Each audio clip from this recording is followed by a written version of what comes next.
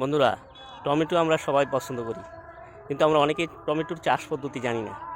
আর tomato গাছে যে এত পরিমাণ টমেটো ধরতে পারে, এটা আসলে কল্পনা করা যায় না।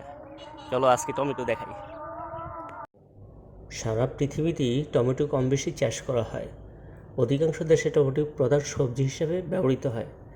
টমেটো চাষের জন্য উপযুক্ত বেলে দোআঁশ মাটি, তবে পলিমিশ্রিত এঁটেল দোআঁশ মাটির টমেটো অত্যন্ত সুস্বাদু হয়। বাংলাদেশে দেশীয় হাইব্রিড টমেটো সহ প্রায় 30 প্রজাতির টমেটো পাওয়া যায়।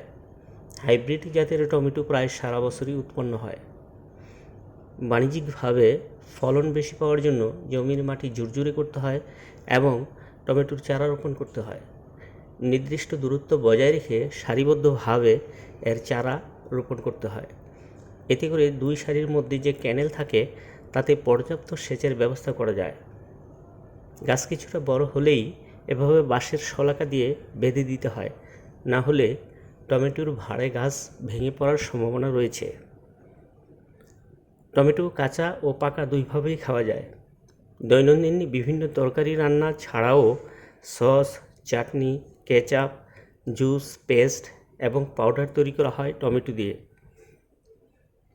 টমেটোতে রয়েছে নানাবিধ পুষ্টি উপাদান, খনিজ পদার্থ, খাদ্য আঁশ, খাদ্যশক্তি, আমিষ, calcium, iron, carotene, vitamin B one, vitamin B two এবং শর্করা। রং, রূপ, স্বাদ এবং প্রচুর ভিটামিন সিতে ভরপুর বলেই টমেটোর কদর বিশ্বজোড়া। ধন্যবাদ এতক্ষণ আমার সাথে থাকার জন্য।